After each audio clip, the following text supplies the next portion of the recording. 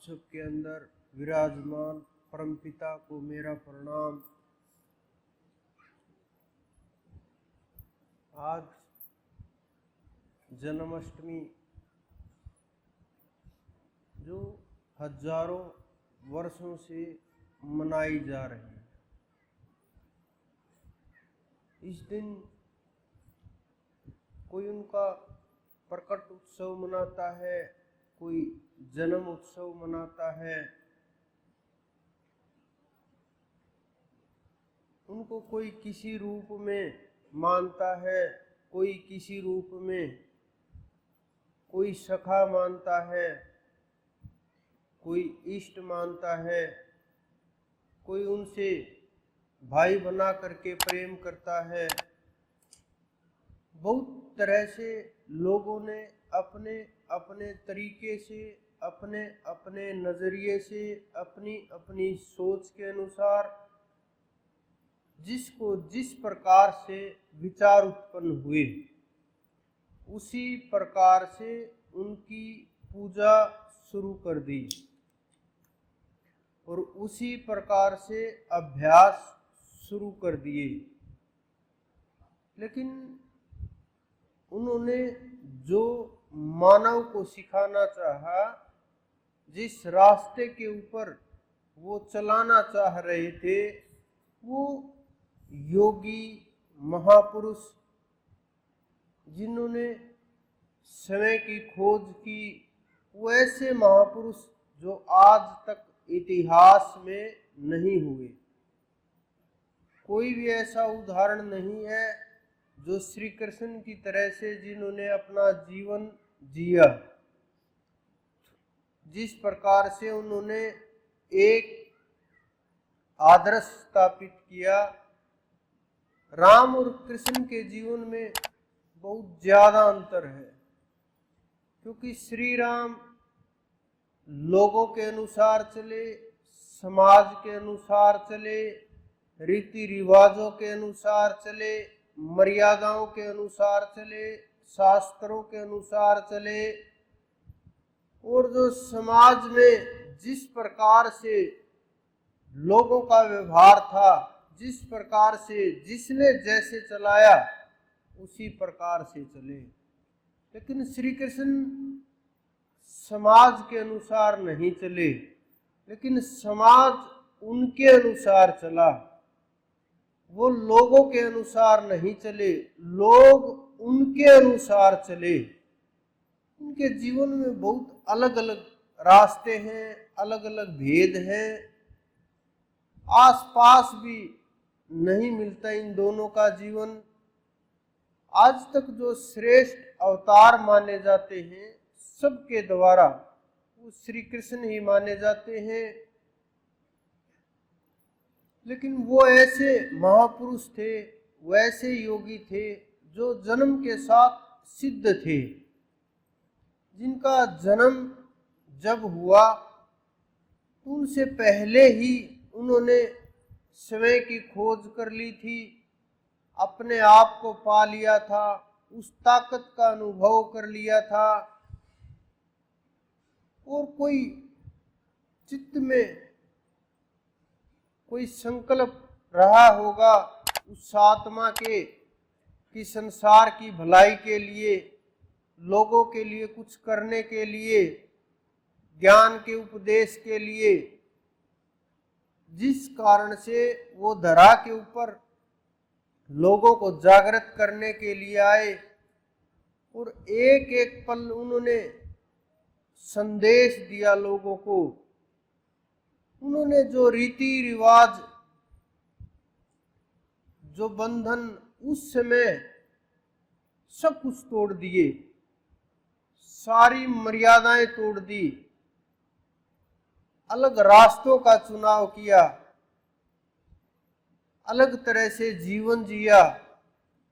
एक एक पल में उन्होंने ऐसे रूप दिखाए, एक एक पल में वो ऐसे रहे, हर पल हाजिर।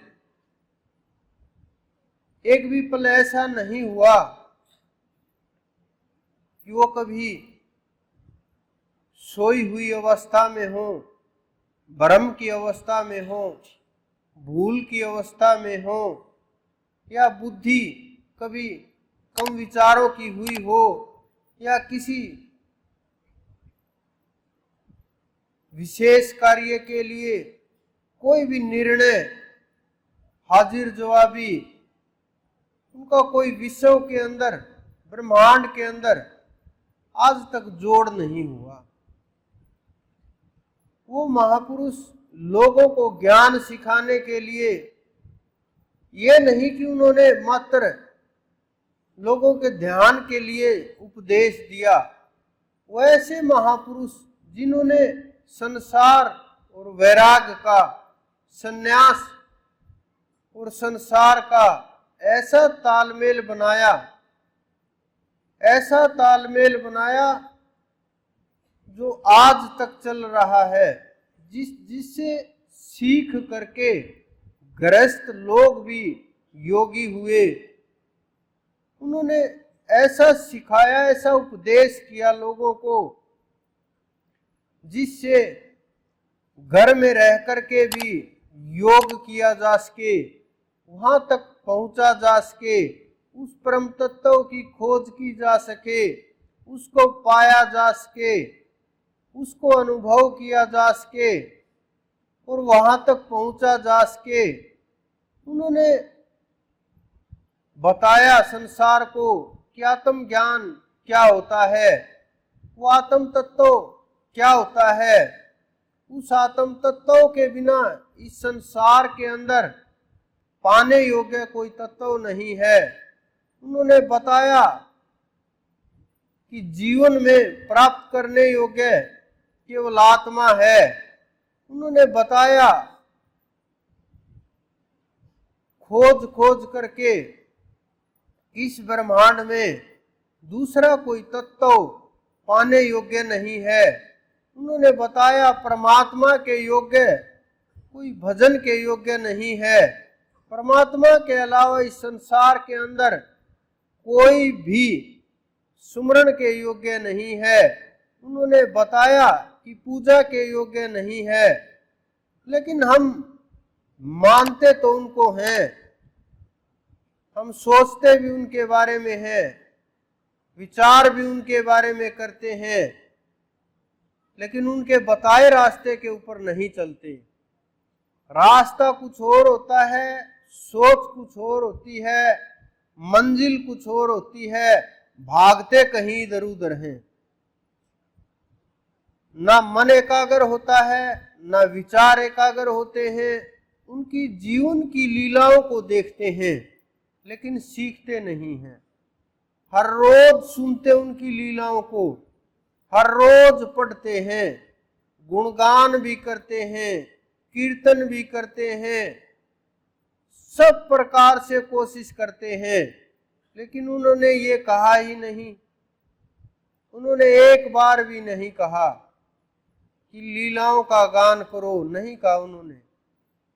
उन्होंने अर्जुन को भी नहीं कहा कि तुम लीलाओं का ज्ञान करो, लीलाओं का ध्यान, बिल्कुल भी नहीं कहा। ये भी नहीं कहा कि मेरे जाने के बाद तुम मुझे याद करना, क्योंकि वो उसी पल जीने वाले महापुरुष थे और वो उस तत्व से निकल करके आए थे। उन्होंने स्वयं को पा लिया। वो जब पैदा हुए तभी उन्होंने स्वयं को पा रखा था। वो जन्म जन्मांतर के सिद्ध थे, वो जन्मों सिक्के वो सिद्ध थे। उन्होंने खोज कर ली थी, अपने आप को पूर्ण कर लिया था और उनकी आत्मा का जो तेज था उसके ऊपर कर्म का प्रभाव नहीं होता था। वो कर्म के अधीन तत्व नहीं थे, क्योंकि जितने भी तत्व पैदा होते हैं, जितने भी जीव पैदा होते हैं, जितने भी शरीर धारण करते हैं, पूरी प्रकृति के अंदर, पूरे ब्रह्मांड के अंदर, चाहे वो ब्रह्मा विष्णु महेश के ही क्यों न हो, सब कर्म के अधीन होते हैं। कर्मों के अनुसार उनका जीवन चलता है, कर्मों के अनुसार सब कुछ होता है, कर्मों के अनुसार मृत्यु होती है, कर्म ही कारण होते हैं। लेकिन वो कर्मों को अधीन करके आए हुए तत्व थे। उनके अंदर बहुत अंतर है, बहुत ज्यादा। लेकिन हम उनके विषय में, उनके जीवन के विषय में, उन्होंने जो उपदेश किया उसके विषय में, जो ज्ञान दिया उसके विषय में, जो सोच समझ उन्होंने पैदा की उसके विषय में, जो उन्होंने आत्मा में स्थित हो करके ये बताया कि आत्मा चैतन्य है, ये ब्रह्म है, ये परमात्मा का अंश है, ये कभी नष्ट नहीं होती, शरीर नष्ट होने वाले हैं, जो उन्होंने उपदेश दिया। उससे पहले भी उन्होंने उपदेश दिया था अनेकों बार, हर कदम के ऊपर, जब तक उनकी सांस चली वो शरीर छोड़ करके नहीं गए, तब तक जीवन में उन्होंने पीछे मुड़ करके नहीं देखा।